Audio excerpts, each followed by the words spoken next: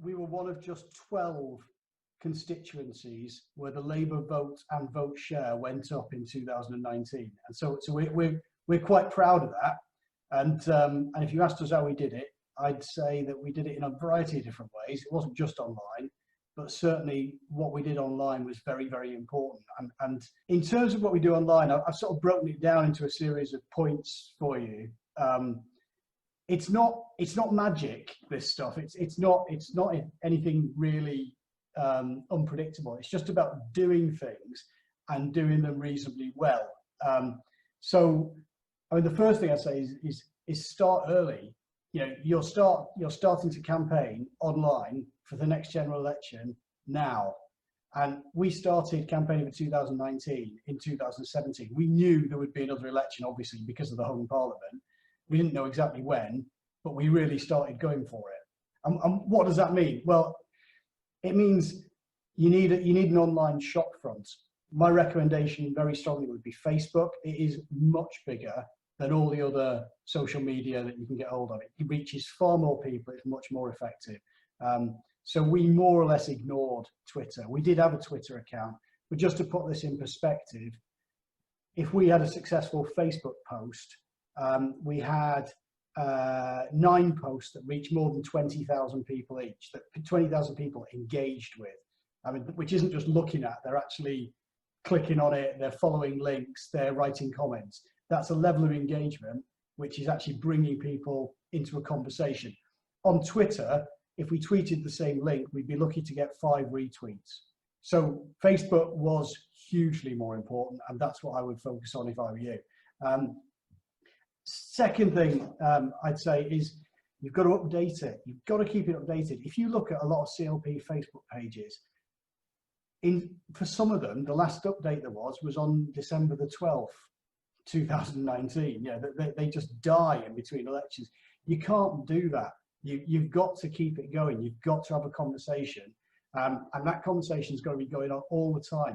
And the reason for that is because when it comes to the elections, it's all about numbers. So to give you these numbers, I'm just going to try and break this down as much as possible. We've got just 2,500 people who follow our Isle of Wight CLP Facebook page. But each of those 2,500 people has got an average of about 300 friends. So if we hit just 10% of those followers see one of our Facebook posts and they copy it out to their friends and just 10% of their friends see it, you've just reached 24,000 people. Now, of course, that doesn't mean they all interact. It doesn't mean they're all engaging, but it means that you are going past in their feed. So on the Isle of Wight, for example, where for a long time the Labour Party was seen as being, bluntly, not in the game, suddenly it's people saying, oh, I didn't realise Labour were active here. And that matters, and that matters when it comes to the election, because we had no budget. The regional office, you will not be surprised to hear, was not remotely interested in putting any assistance into the Isle of Wight. And so we were completely on our own. And the local media made it very clear that they weren't remotely interested in covering our press releases, because we originally had a plan to put out press release in local media as well. And they basically told us they weren't going to cover them. So we were on our own, and it was online that was the main way in which we could get our message out. And what we would do is we would use those 2,400 people who followed our page, but we'd also, and this is where your membership comes in and why the membership is so important.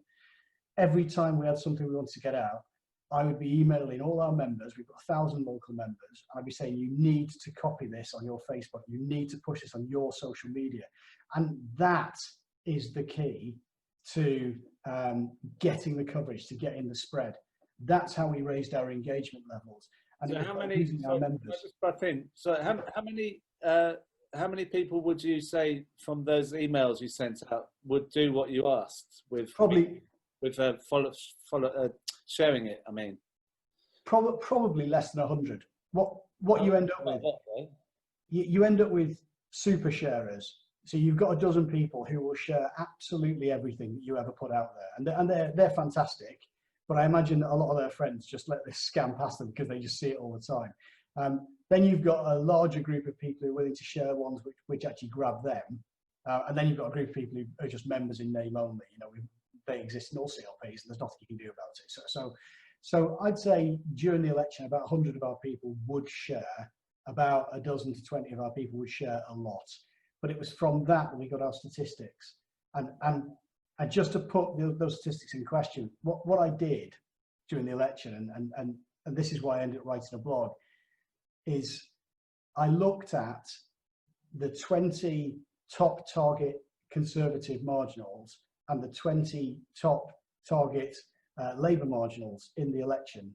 And I looked at their constituency Labour Party or candidate Facebook pages, every one of them. It was on the day of the election I did this, because Facebook gives you a tool which allows you to compare the number of engagements that different Facebook pages get. So I could see how many engagements every CLP in the country was getting over the last 2 weeks of the campaign. And I looked at the top 20 defensive and top 20 offensive seats. And this might frighten you, but the Isle of Wight was third in the entire country of Labour Facebook pages. The Isle of Wight was third. There were only 2 defensive seats and 2 offensive seats who were getting more engagement than the Isle of Wight during the general election on social media. And bluntly, I was a bit surprised, because our social media campaign was me, the candidate, and one young lad who's quite good at producing memes. And the idea that in these seats, which had an actual MP with staff and money, that they were getting, in some cases, we were getting thousands of % more engagement than them. I mean, yeah, the numbers are on my blog, the graphs are on my blog. Some of our top target defensive seats were less than, a fraction of the engagements we were getting. The Facebook campaigns were terrible. They were non-existent. And yeah, that's not. Julian, sorry, God. Can I just, we're running a bit late, but okay. I just thought that's very impressive, and what you've shared is very interesting, and it'd be good if we could keep this going, maybe as a feature. To think that the Isle of Wight was third in the country for Labour Facebook coverage and engagement. I'm going to move on to someone else who I've asked to speak about this issue, who you might be interested in, who's a Labour member in the East Midlands, but he's also a digital communications and I can't even read, my infrastructure expert, which sounds like a mouthful. But Ben, are you there? Yes, I am. Hello, Crispin. How you doing? Oh, very patriotic. It helps cover up all the tins and tools I've got behind me in the shed. Oh, you've got tools behind you. Right. Okay, so are those social media tools? No. Oh, so what did you think about what Julian just said about the third largest coverage coming from the Isle of Wight?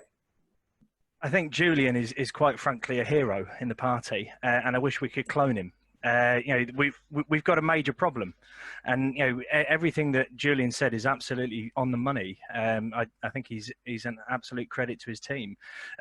Simply put, we're living in the dark ages. As a party, we're up against an organisation which has a huge budget, which can call on professional industry experts, people like me who do this for a living. They hire us, not just one of us, they hire whole teams of us at huge expense. And we can outgame, outperform and outright and outshare anything the Labour Party has to offer right now. At any point, because they have the money and the capability and the expertise to do it. We really need to up our game in this area. I think what Julian was saying about how you do this and the methods you deploy, I agree with him that in terms of the messages we convey, Facebook is probably going to be our #1 reach point, because it has the most coverage in terms of the audience that we're looking to reach. Twitter is useful depending on the audiences that you're trying to reach, and again, this starts bringing in other concepts that we need to start analysing, which is the audiences we are actually looking to try and reach. And this comes back to a party issue in terms of command and control structure. So, for example, as Julian's quite rightly pointed out, if we have a local team in a CLP who are, have got fired up, they want to do good things, they want to get the message out there, they want to engage their local audience. one of the problems they have is overcoming the command and control structure in the party about what you can say, about what you can't say, what's on message, what's on message. You know, you've got local issues you're going to need to cover, and you want to get that message out there. You want to have a slick process in terms of creating a post, or press releases, all these sorts of things. We don't have any of that.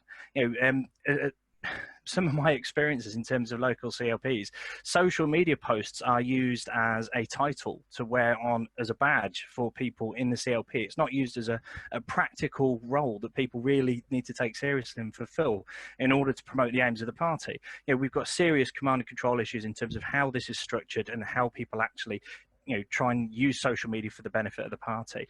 I think the other side of this as well is there needs to be a huge amount of training and upskilling across the party. So we regularly see regionally controlled events for staff, for members, for CLP officers and various other people. This is the wrong approach. There needs to be a top-down, head office down, sort of almost a university approach in terms of taking on people from CLPs and activists generally in the party to train them and upskill them in how to use things like social media appropriately and also in a more constructive way. Because at the moment we have deep issues in terms of a confusion between what a broadcast approach is and what community management is.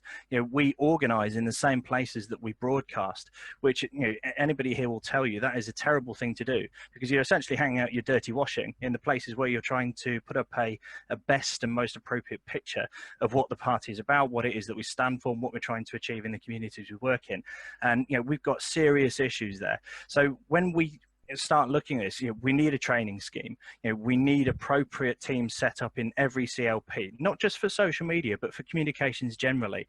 And these people need to be empowered to work independently of, dare I say, the politburos that emerge in each CLP. They need to be able to get on with their job. It's essentially like building a customer service function within your CLP, because you're going to be getting people who want to engage with your local party. You're going to be getting people asking questions about policy, about councillor availability, MP availability, all these sorts of things. And again, we've got none of this infrastructure built, and it really unfortunately comes from a position of top-down interference in terms of how this works. And you can't do that. You have to decentralize the command and control structure on social media and how it works. To get into some of the finer points about what Julian was saying about how social media can actually be applied. So for example, what he was saying about sharing. Absolutely, the number one most important thing you can do on social media to get a message out is share, because the way the algorithm works is if you do not put content in front of somebody for a little while, it essentially switches your feed off, so they do not see you. It happens on Twitter, it happens on LinkedIn, it happens on Facebook, it happens on pretty much every social media channel. So if you are able to share that content and somebody sees the party content who doesn't normally look at it and they haven't seen it for a while and that feed has been switched off, if they're browsing through their timeline feed and what you've shared comes across their screen, it automatically re-engages that feed. So they will start interacting with and seeing the content that you've shared again. Likes, comments, yes, they're useful, but it is the share function which is key. And that's the one that really gets you the traction. Every time I set up posts or program posts online, I always make sure that I've got my share party ready to put them out there. Whenever I put a post out, I make sure it's shared into at least 30 groups, and there are hundreds of groups, but I pick the best 30 to make sure that they get the most traction and they get shared. And you have to do that. If we don't do that, again, we will consistently get beaten by the Conservatives who pay for everything. Right. Well, look, I'm sorry, but we can't really carry on because we've run late again. We have to do this again. There's so much that I've learned just from hearing you two now.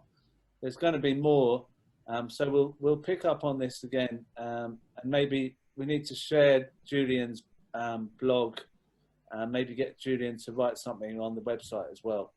Thank you, Ben and Julian.